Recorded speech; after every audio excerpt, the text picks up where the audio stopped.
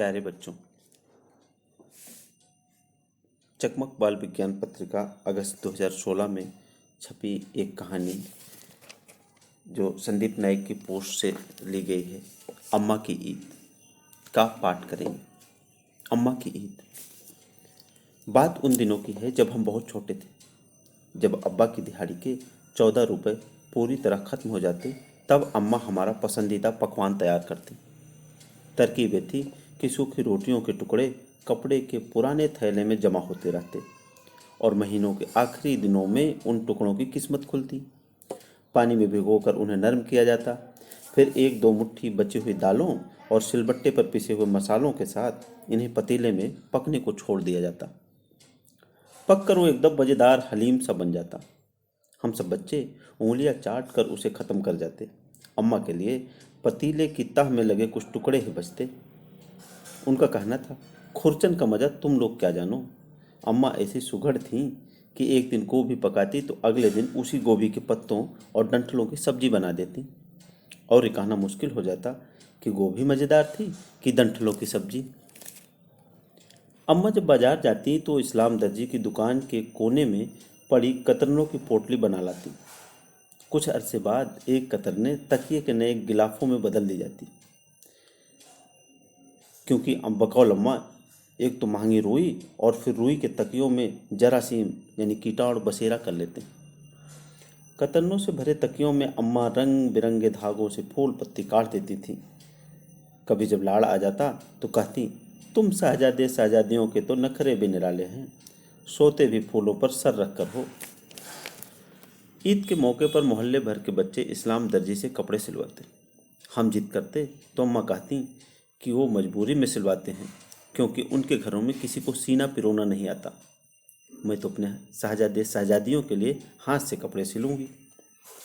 अलविदा जुमा के मुबारक दिन पर अब्बा सफ़ेद के 3 और फूलदार छीट के 2 आधे आधे थान जाने कहाँ से खरीद कर लाते। सफ़ेद थान में से अम्मा और अब्बा और तीनों लड़कों के और छीट के थान से चारों लड़कियों और अम्मा के जोड़े करते। हम सबको सुलाने के बाद अम्मा सेहरी तक ताहिरा आपा से मांग कर लाई मशीन पर सिलती।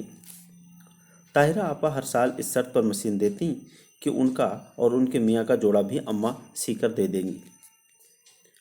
हम भाई बहन जब थोड़ा और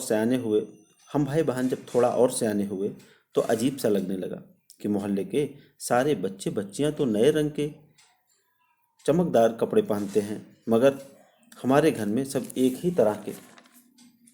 मगर अम्मा के इस जवाब से हम मुतमईन हो जाते कि एक से कपड़े पहनने से कुनबे में मोहब्बत कायम रहती है।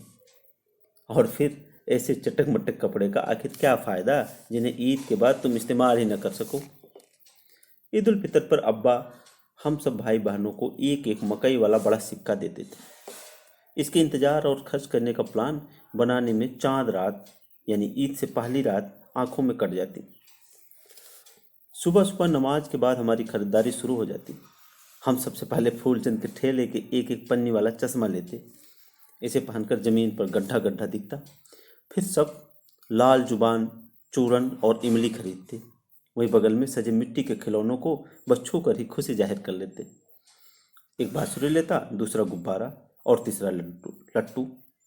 फिर सब आपस में छीना झपटी करते और आखिर में बस उतने ही पैसे बचते कि 2-3 बर्फ की रंगीन पेप्सी मिल सके। यहाँ तक कि उन्हीं 2-3 में से हम सातों भाई बहन अपना गला तर कर लेते, या ध्यान रखते हुए कि कोई देर तक न चूसता रह जाए। पैसे खत्म होने के बाद हम दूसरे बच्चों को दीवार पर लगे गुब्बारों को छर्रे वाली बंदूक से फोड़ते हुए बड़ी ही हसरत के साथ देखते। बंदर और भालू का तमाशा भी अक्सर मुफ्त में ही हाथ में आता। बड़े वाले गोले से झूले में बैठने से हम सब डरते थे और उसका टिकट भी बहुत महंगा था। बकरा ईद को सबके यहाँ कुर्बानी होती सिवाय हमारे। अम्मा कहती कि जो लोग किसी वजह से कुर्बानी नहीं कर सकते उनके बकरे अल्लाह मियाँ ऊपर जमा कर रखते हैं। जब हम ऊपर जाएंगे तो एक साथ सारे बकरे कुर्बान करेंगे इंशाअल्लाह। एक दफ़ा गुड़िया ने पूछ लिया कि अम्मा, क्या हम जल्दी ऊपर नहीं जा सकते? इस हर सवाल पर मुतमईन कर देने वाली अम्मा चुप सी हो गई और हमें सहन में छोड़कर यानी आंगन में छोड़कर इकलौते कमरे में चली गई। हम बच्चों ने पहली बार कमरे में सिसकियों की आवाज़ें सुनी, मगर झांकने की हिम्मत न हुई। समझ में नहीं आया कि आखिर गुड़िया के सवाल में रोने की क्या बात थी। कोई 6-7 महीने बाद एक दिन अम्मा बावर्ची खाने में काम करते करते गिर पड़ी। अब्बा काम पर थे और हम सब स्कूल में। घर आकर पता चला कि ताहिरा आपा अम्मा की चीख सुनकर दौड़ी आई थी और गली के नुक्कड़ वाले डॉक्टर शमशाद को बुला लाई थी। डॉक्टर ने कहा कि अम्मा का दिल कोई हरकत नहीं कर रहा।